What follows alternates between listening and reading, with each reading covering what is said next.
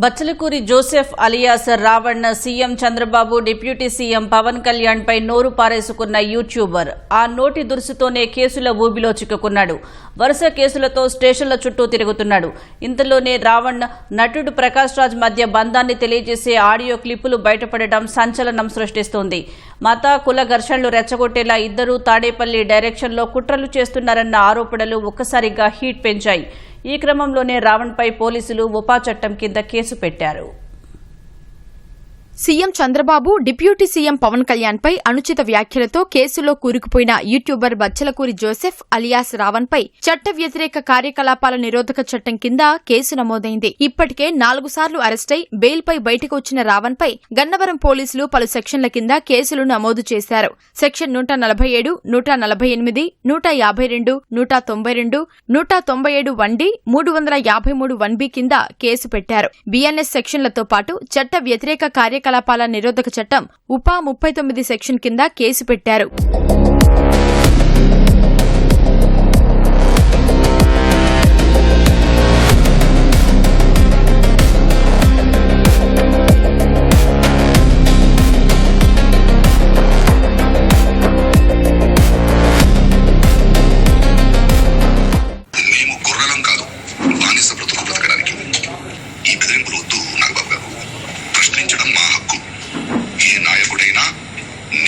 నాయకుడు అనుకున్నవాడైనా సమాధానం ఇవ్వాల్సింది బాధ్యత. అర్థమైందా? Just asking. బండి ఎక్కి పారిపోయిన వాడిని ఎందుకు అరెస్ట్ చేయట్లేదు రేవంత్ రెడ్డి గారు అని ట్వీట్ చేయొచ్చా? తెలియదు సార్. అది కొందరు అమ్ముడుపోయిన మీడియాకి అంటే అది రాంగ్ వర్డింగ్ అవుతుంది సార్. కొందరికి అమ్ముడుపోయిన అంటే కొన్ని పార్టీలకు కావచ్చు, లేకపోతే కొంతమంది మనుషులకు కావచ్చు అమ్ముడుపోయిన మీడియాకి అన్నట్టు. సో కొందరికి అమ్ముడుపోయిన మీడియాకి అని పెట్టాలి సార్. ఇప్పుడు ప్రజలకి నిజం సమాధానం చెప్పబోతున్నాను. నిజం తెలుసుకోవాలన్న ప్రజలకి నిజం తెలుసుకోవాలన్న మీడియా మిత్రులకి మరియు కొందరికి అమ్ముడిపోయిన మీడియాకి కూడా ఓకే అంటే నిజం తెలుసుకోవాలన్న మీడియా మిత్రులకు కొంచెం రెస్పెక్టివ్. అందుకే ప్రజలకి నిజం తెలుసుకోవాలన్న మీడియా మిత్రులకి మరియు కొందరికి అమ్ముడిపోయిన మీడియాకి కూడా. సార్ అది నేను మీకు ఒక లింక్ పంపిస్తాను సార్, ఆ యూట్యూబ్ లింక్. దాని మీద జస్ట్ క్లిక్ చేస్తే డైరెక్ట్ యూట్యూబ్ లోకి వెళ్ళిపోయి జాయిన్ అనే ఒక బటన్ చూపిస్తుంది. లైవ్ ని జాయిన్ అవ్వమని అది క్లిక్ చేస్తే మీరు లైవ్ లోకి వచ్చేస్తారు సార్. మీరు 7:45 అట్లా వస్తే మనం 8:45 9 దాకా మనం వచ్చేసి we will close it sir. ఆ లింక్ నువ్వు మెయిల్ లో పంపిస్తే నేను ఐప్యాడ్ లో ఓపెన్ చేస్తాను అంతే కదా. నేను ఫోన్ లోనే ఓపెన్ చేయాలి. దానికి ముందు 1 hour ముందు ఐ టాక్ టు యు. విన్నారుగా ఈ ఆడియో. జస్ట్ ఆస్కింగ్ అంటూ వివిధ అంశాలపై మాట్లాడే నటుడు ప్రకాష్ రాజ్, ప్రభుత్వంపై నోటికొచ్చినట్లు మాట్లాడే బచ్చలకూరి జోసెఫ్ అలియాస్ రావణ్ మధ్య సాగిన సంభాషణ ఇది. రావణ్ అరెస్ట్ అయినప్పటి నుంచి ప్రకాష్ రాజ్ అనేక వీడియోలు చేశారు. ఈ క్రమంలోనే రాష్ట్రంలో శాంతి భద్రతల సమస్య సృష్టించేందుకు సోషల్ మీడియా వేదికగా ప్రకాష్ రాజ్, రావణ్ ప్లాన్ చేస్తున్నారని మంత్రి కందుల దుర్గేష్ ఆరోపించారు. ప్రభుత్వంపై కుట్రలకు కుల మత విద్వేషాలు రెచ్చగొట్టేందుకు తాడేపల్లి పార్టీ డొల్ల కంపెనీలకు ఫండింగ్ ఇస్తోందన్నారు. జస్ట్ ఆస్కింగ్ అనేటువంటి పేరుతోటి గొంతు చించుకునేటువంటి ప్రకాష్ రాజ్ కి మత ఘర్షణలు రేకెత్తించే విధంగా మాట్లాడే రావణ్ కి మధ్యలో ఎంతో అనుబంధం ఉంది. ఒక మాట ప్రకాష్ రాజ్ మాట్లాడాలంటే రావణ్తో సంప్రదించటం, రావణ వ్యవహారాల్లో ప్రకాష్ రాజ్ పూర్తిగా నిమగ్నం కావటం, ఇవన్నీ కూడా నిత్యకృత్యంగా ఉన్నాయి.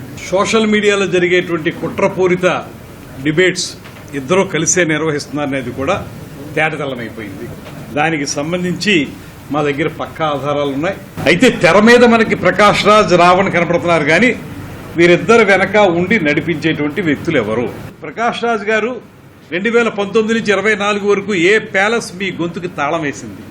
అప్పుడు ఎందుకు జస్ట్ ఆస్కింగ్ అని మాట్లాడలేకపోయారు? ప్రకాష్ రాజ్ గాని అదేవిధంగా రావణ్ గాని యాంటీ సోషల్ ఎలిమెంట్స్ గా తయారయ్యారనేటువంటి మాట స్పష్టంగా కనబడతా ఉంది. ప్యాలెస్ నుంచి వాళ్ళు సపోర్ట్ చేస్తున్న షెల్ కంపెనీల నుంచి మీకు నెల ఎంత ముడుతుంది?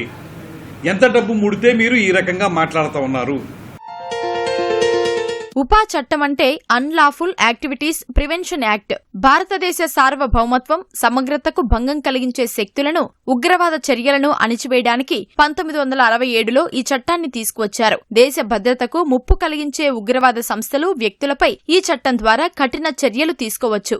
భారతదేశం నుంచి ఏదైనా ప్రాంతాన్ని వేరు చేయడానికి ప్రయత్నించే చర్యలను అడ్డుకోవచ్చు. సాధారణ చట్టాలతో పోలిస్తే చట్టవిరుద్ధ కార్యకలాపాల నిరోధక చట్టం కింద అరెస్టైన వారికి బెయిల్ లభించడం చాలా కష్టం. రాష్ట్ర ప్రభుత్వాన్ని అస్థిరపరిచేందుకు కుట్రలు పన్నుతున్నారని ఇంటెలిజెన్స్ వర్గాలు నిర్ధారించడం వల్లే బచ్చలకూరి జోసెఫ్ అలియాస్ రావణ్ పై ఉపా చట్టం కింద కేసు నమోదు చేశారని న్యాయ నిపుణులు ముప్పాల సుబ్బారావు చెబుతున్నారు. ఫ్రీడమ్ ఆఫ్ స్పీచ్ కింద ఇష్టానుసారం మాట్లాడడం తగదన్నారు. రావణ్ పై ఉపా చట్టం కింద ఎందుకు కేసు పెట్టారో ముప్పాళ్ల మాటల్లోనే విందాం. ఒక విధ్వంసాన్ని కలగజేయాలి, తద్వారా ప్రభుత్వాన్ని ఆబాసుపాలు చేయాలి అనే ఒక కుట్ర దాగి ఉన్నట్లుగా ఇన్వెస్టిగేషన్ ఏజెన్సీ గమనించింది. ఆ యొక్క కాల్ డేటా రికార్డులను పరిశీలించిన తర్వాత, ఆ వాయిస్ విన్న తర్వాత ఒక కుట్రపూరితంగా ఈ కార్యక్రమాలన్నీ జరుగుతున్నాయని చెప్పేసి నిర్ధారణకు వచ్చి ఆ యొక్క సెక్షన్ పెట్టిందనేది మనకు అర్థం అవుతోంది. ప్రభుత్వం చేసే తప్పిదాలను విమర్శించవచ్చు, ప్రభుత్వం చేసేటువంటి ప్రజా వ్యతిరేక విధానాలను వ్యతిరేకించవచ్చు, వాటిని విమర్శించవచ్చు. కానీ ఇక్కడ అది కాదు. ఇక్కడ ఒక కుట్రపూరితమైన ఆలోచనతో వెనకొండి ఎవరో ప్రోత్సహిస్తూ చేస్తున్నటువంటి చర్యగా స్పష్టంగా విచారణ సంస్థలకు వెల్లడైంది. ఆర్టికల్ 19(1) భావ వ్యక్తీకరణ స్వేచ్ఛ ఇచ్చిన ఆర్టికల్ 19 సబ్ క్లాస్ 2లో బాధ్యతగా ఎలా వ్యవహరించాలో కూడా ఏమీ ఇవ్వకూడదో కూడా ఇచ్చింది. ఇక్కడ వాళ్ళు ఏదో చెప్తూ ఉన్నారు, పిఠాపురంలో అరెస్ట్ చేశారు, లేకుంటే సర్పవరంలో అరెస్ట్ చేశారు, లేకుంటే మచిలీపట్నం తీసుకువెళ్లారు, వదిలేశారు, కానీ ఈ విధంగానే చేస్తా ఉన్నారు అని చెప్పేసని. కానీ అప్పటికి ఈ ఫోన్ సంభాషణలు బయటికి రాలేదు. ఈ ఫోన్ సంభాషణలో చేసినటువంటి కుట్ర కోణాలు బయటికి రాలేదు. కానీ ఆ సంఘటన తర్వాత కుట్ర కోణాలు, బస్సులు తగలబెడదామా, ట్రైన్లు తగలబెడదామా, లేకపోతే ప్రభుత్వాన్ని ఏ విధంగా అవమానపరుద్దామా, ఇబ్బంది ఎలా కోల్చాలి అనే ఒక కుట్రపూరిత ఆలోచన ఉన్నట్టుగా కుల ప్రేరేపిత మత ప్రేరేపిత ఆలోచనలతో చేస్తున్న కుట్రగా దీని ఇన్వెస్టిగేషన్ ఏజెన్సీ భావించింది. అందుకే ఊపా సెక్షన్ పెట్టింది. కాబట్టి కుట్రపూరిత ప్రభుత్వాన్ని పడగొట్టాలను, ప్రభుత్వాన్ని కోల్చాలను, ప్రభుత్వంలో విధ్వంసము, అశాంతి, మత ఘర్షణలు, కుల ఘర్షణలు సృష్టించాలను లాంటి ప్రయత్నాలు ఎవరు చేసినా ఈ సెక్షన్లు తప్పదు. డెఫినెట్ గా దాంట్లో ప్రతిదానికి కూడా మోర్ దాన్ 10 years పనిష్మెంట్ ఉంది. కొన్ని సంఘటనలకు వచ్చేప్పటికి జీవిత ఖైదు ఉంది. కాబట్టి నిరూపణ అయితే, కానీ పోలీసు వాళ్ళు శిక్ష వేయరు. కానీ పోలీసు వాళ్ళు విచారణ చేసి న్యాయస్థానంలో సాక్షులను ప్రొడ్యూస్ చేసి వాస్తవాలను న్యాయస్థానం ముందు పెట్టిన తర్వాత న్యాయస్థానం విచారణ అనంతరం న్యాయస్థానం శిక్ష విధించే అధికారం అయితే ఉంది.